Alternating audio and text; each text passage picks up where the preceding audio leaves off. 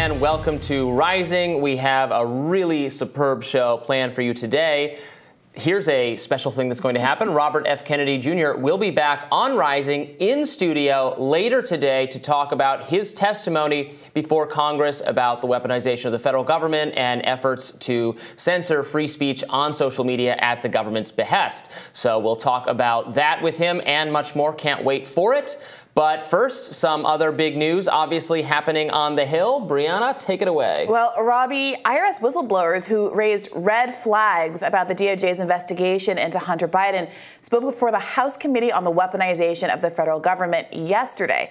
Joseph Ziegler, a 13-year veteran and former lead IRS case agent on the Hunter Biden tax probe, said prosecutors at the DOJ hamstrung his investigation. Let's watch. I will also note that while the impression has been conveyed by the U.S. Attorney in Delaware that he has similar powers to that of a special counsel in this case, free rein to do as needed, that was not the case.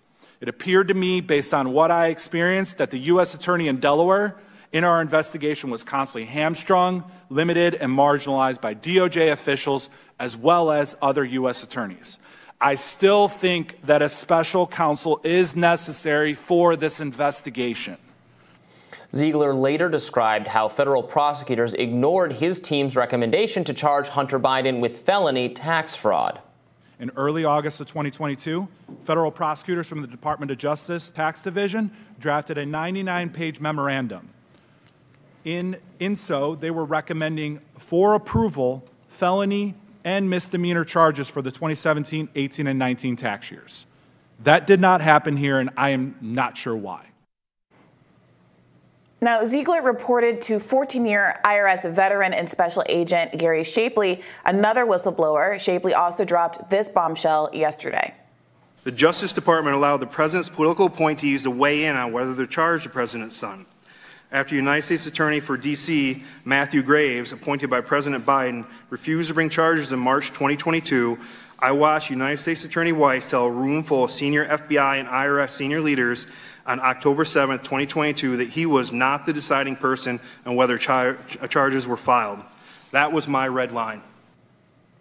Later in the hearing, Shapley admitted he was blocked from further investigating more possibly incriminating WhatsApp messages from Hunter Biden. You know, with respect to the WhatsApp messages, it was something we clearly needed to follow up on, and that was really one of the major deviations from in this case is that investigators asked, and Special Agent Ziegler asked to follow to take some investigative steps to review that, and it just simply wasn't supported by the prosecutors. So further delving into what that means, I just simply can't do. When questioned yesterday, White House Press Secretary Karine Jean-Pierre said that President Biden is focused on lowering costs for Americans, not on the hearing. So what did you make of what we heard from this new witness coming forward, didn't know his identity before, Joseph Ziegler? So he started out by actually talking about how he wasn't a partisan. Believe he said he was a Democrat, that he is a member of the LGBT community, and that for all of these reasons, whatever stereotypes people might have of why he might be coming forward and giving this testimony are not accurate. And he came off as credible and raising some interesting questions about the course of this investigation. Namely, the case that the two witnesses made was that there was not sufficient explanation given for why the text messages, the WhatsApp messages where Hunter Biden represents that the big guy, that his dad is next to him, and that he has that relationship where he's in the room. We got him. The idea of pay for play, why that particular exchange wasn't followed up on. Specifically with this kind of cell tower information that will give you the location of where Joe Biden was at that moment. Was he just bluffing, or was Joe Biden was the big guy really with him? Now, there's a counter argument that says even if he was in the room, it doesn't necessarily mean that he was aware of anything that his son was texting about. And I think that the biggest issue that conservatives have is that there still remains no smoking gun. They can point to aspects in the investigation that perhaps should have been followed up upon, but at this point, it does feel like, well, what if there was something more? Democrats made the counter argument overall that this is a prosecutorial discretion issue, and that in most, if not all cases, and the witnesses agreed to this, that in 90% of the cases they said, their charging recommendations aren't followed up on by the prosecutors, because prosecutors have a different set of concerns as they look at the legal merits of a case, as opposed to just whether or not the letter of the law was broken technically according to the IRS's rules and laws. Sure. I mean, that's the issue here, is because there is a genuine gray zone for how much, for the extent to which charges get brought in criminal cases. There is prosecutorial discretion. Sometimes, and right, this is all within the law. You could have a prosecutor in a situation who really wants to throw the book at someone, who thinks the case is really strong. They could be wrong about how strong the case is, and they could lose. They could be worried about the case and want to charge less because they don't want to take a loss. All of that stuff does happen.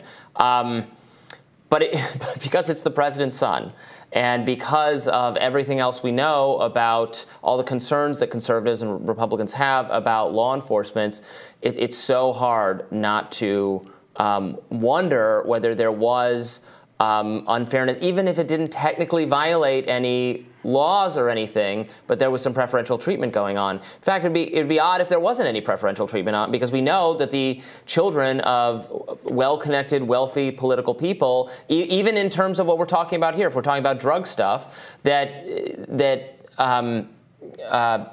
disadvantaged people caught in drug situations get the book thrown at them, and privileged people who get caught in drug situations get off all the time. Yeah, and that's a well-known phenomenon. It's a well-studied and demonstrated phenomenon. So it would be not at all unreasonable if that was occurring here. And so I bristle a little bit at certainly Republicans, have promised more than has been delivered, I think. But Democrats also have there's absolutely nothing to see here. Why are you still talking about this attitude? Also, I think Democrats are bristling a little at the idea that to the extent the government is being weaponized, the Department of Justice is being weaponized, that it is a Democratic exploit as opposed to a conservative one. Several Democrats brought up Trump's very explicit efforts to intercede on the behalf of Paul Manafort and Roger Stone and Flynn, and he was, all of the tweets and out loud statements that he made about their innocence, and how the Justice Department, many people that he appointed in his own Justice Department, he felt were unfair, and the ways that he tried to thwart those investigations and ultimately pardon so many people on his way out of the door.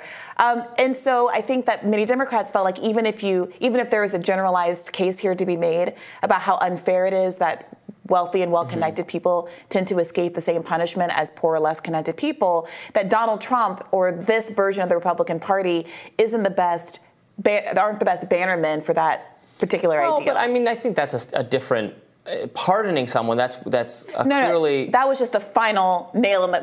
That was the final resolution. If Joe Biden pardons Hunter Biden, then it's out in the open. It's public. You can, hold Joe Biden accountable for that by not voting for him next time, he's up for, if he runs, like he is running, if he's the nominee.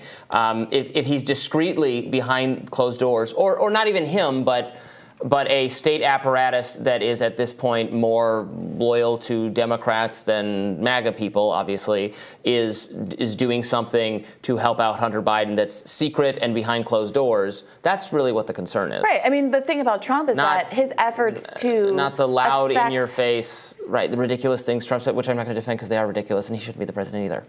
Well, sure. I mean, but the point that Democrats were making is that, for what it's worth, Biden hasn't weighed in on this publicly in any way. He hasn't been crying about a witch hunt or saying that people are out to get him.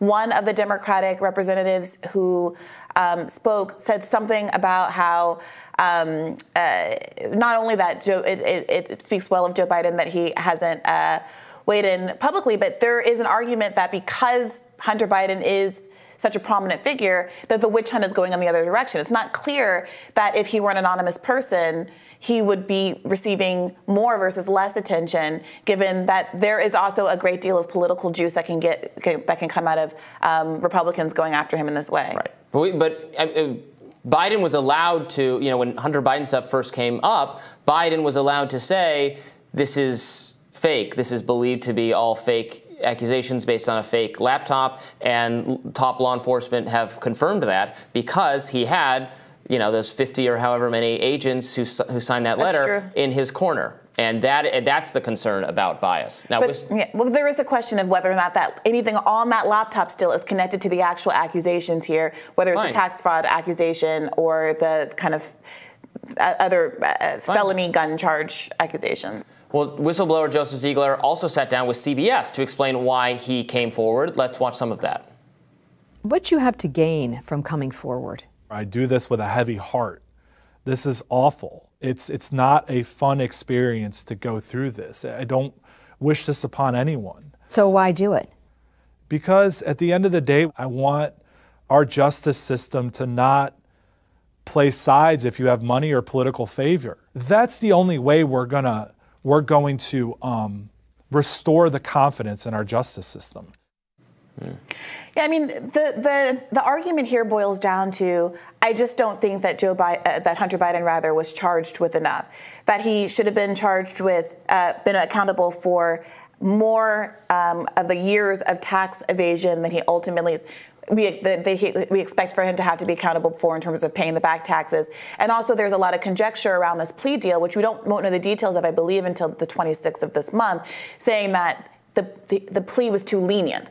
Well, I think that's a case better made after we know the details of the plea agreement, which also became a sticking point during the testimony, that they would lead up to the edge of saying, well, Hunter Biden is getting off easy, which is something no one really fully knows at this juncture. But yeah, I mean, it's going to be on the American public to decide whether or not this is the kind of thing that they are going to invest time and energy in caring about whether Hunter Biden should have a somewhat more higher criminal penalty, whether or not he should be treated differently on the margins, because at the end of the day, he was charged and there was some kind of investigation. And it all comes down on how much you kind of subjectively and individually believe that if they were to look at the location information on Joe Biden's cell phone, they would discover some kind of smoking gun. Or if they had more access to the WhatsApp messages, there would be something there that's more incriminating. But we know, the information about the payments from Burisma, and I think the very bad optics relationships that Hunter Biden had in the region, the fact that he wasn't qualified and was getting paid large sums of money to do who knows what, those things do look bad. And the public already can make decisions about whether or not they think the Biden family has integrity. The question is whether or not they can link anything to Joe Biden himself that's actually criminal wrongdoing. Well, we'll have more Rising right after this.